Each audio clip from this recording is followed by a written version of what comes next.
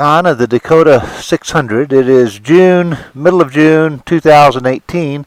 I just thought I'd give you a little intro of what your day starts like with if you join us for the Dakota 600. We're at the Rushmore Express here, which is the headquarters resort that we use. They give us great service. Outside service rooms are most of them, so it's really nice for the bikes. Where these cars are parked here on the right, that'll all be roped off, and that'll be all bike parking during the event. So that'll be sort of our exclusive area. And we have a room upstairs called Safari Room, which is where we have our riders meeting, and gives us a special place for hors d'oeuvres, drinks, and everything. So we'll pull out here about 8 o'clock in the morning to go hit the trails. To the left here, I'll pull in here, is the Rushmore Tramway. And you can see the tram going up the hill there. You get a very unique view of Mount Rushmore from there. On Tuesday night, we'll come over here and we'll ride the tramway up. We'll have dinner and drinks up there. It'll be our exclusive use. There won't be anybody else here. And then if you can see that slide coming down the hill, there's a mountain slide that you come down that pretty thrilling. And so we'll ride the tramway up, take the slide down, eat, drink, and be merry at the top on Tuesday night.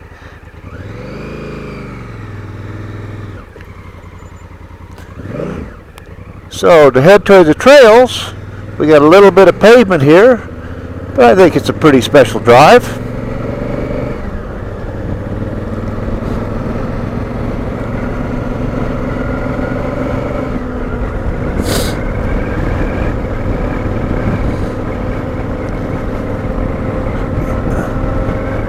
Less than a mile from the hotel, we enter the Rushmore National Memorial. So right at the base,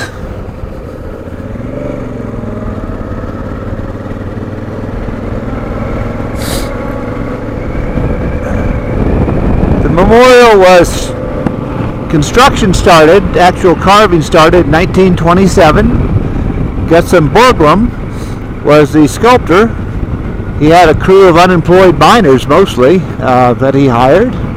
Just good old hard-working guys, and he, through some pretty cool management techniques, they did the rock carving to his specifications, and it obviously turned out pretty darn good.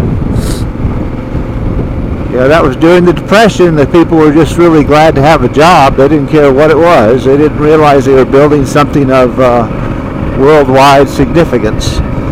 There is one carver still alive that worked on the memorial. He lives right outside Keystone here.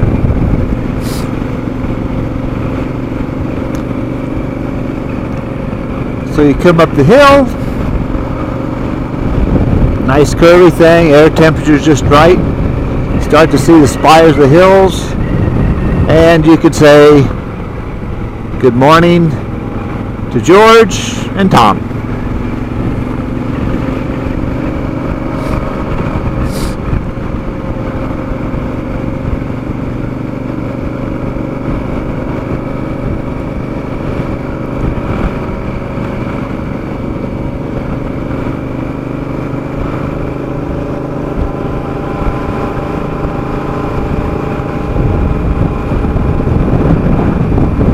Down below to the right is a studio that Gutzon Borglum used to make his 1/12 scale models.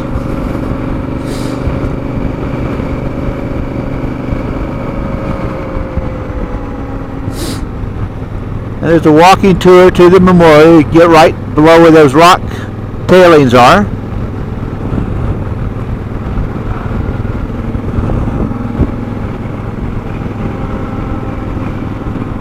And pretty inspiring to start your day and ride by Mount Rushmore and understand the history and significance of the leadership that those four men provided our nation.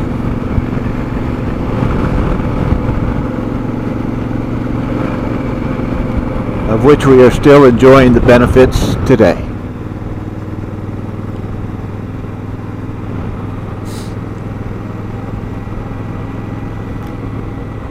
And you can see off the other side, looking to the south here, some pretty nice vistas. Mount Rushmore is chosen because the rock was solid and sloped the right way, but it also had a southeast exposure so it would catch the sun. So you can see the boys there. That's the visitor center and the parking area. The memorial is free. Pretty inspiring walk through the Walk of Flags for each state.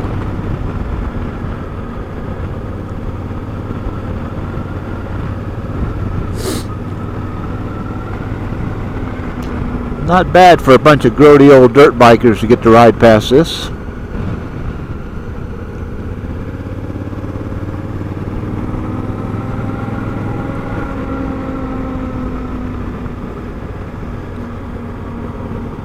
And you can kind of see the hills in the background. We get to ride through all that stuff.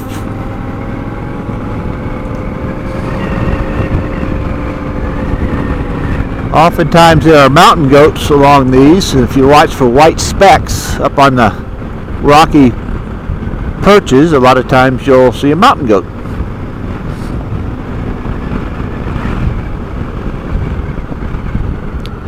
Called the profile view right here, where you get a good look at George. Really nice photo op.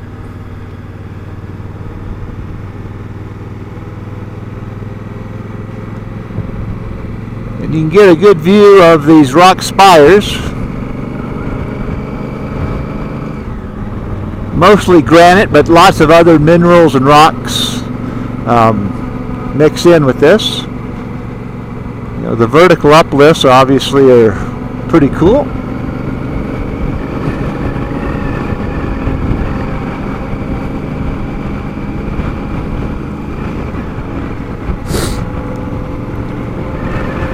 Pretty unique area to ride a dirt bike. And we appreciate the support of everybody that makes the Dakota 600 and the work we do for trails possible.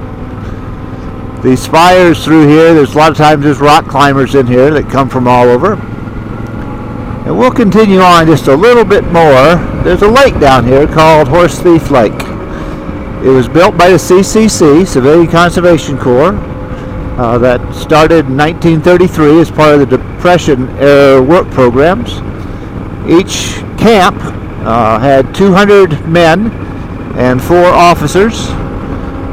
They volunteered for service for 6 months.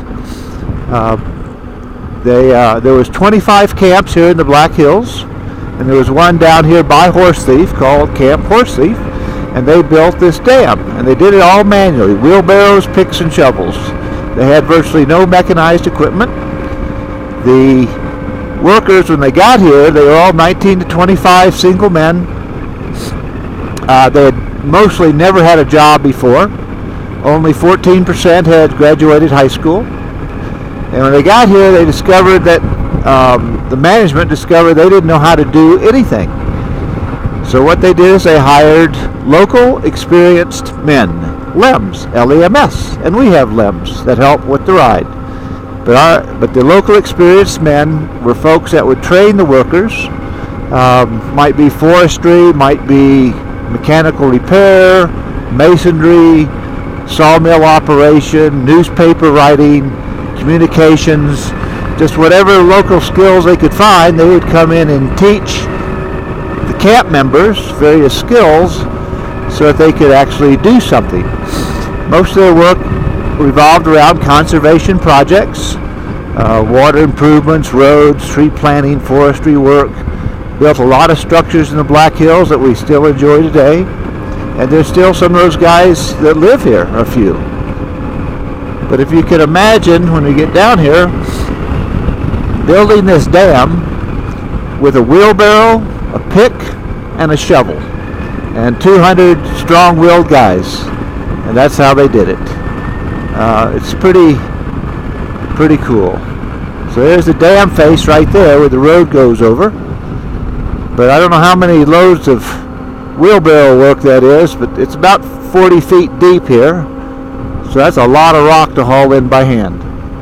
Horse Thief Lake, done by the CCC with the guidance of LEMS. That's it for today. Hope you enjoy the ride. It'd be another 10 minutes to the trails and we'd be getting dirty. Thank you.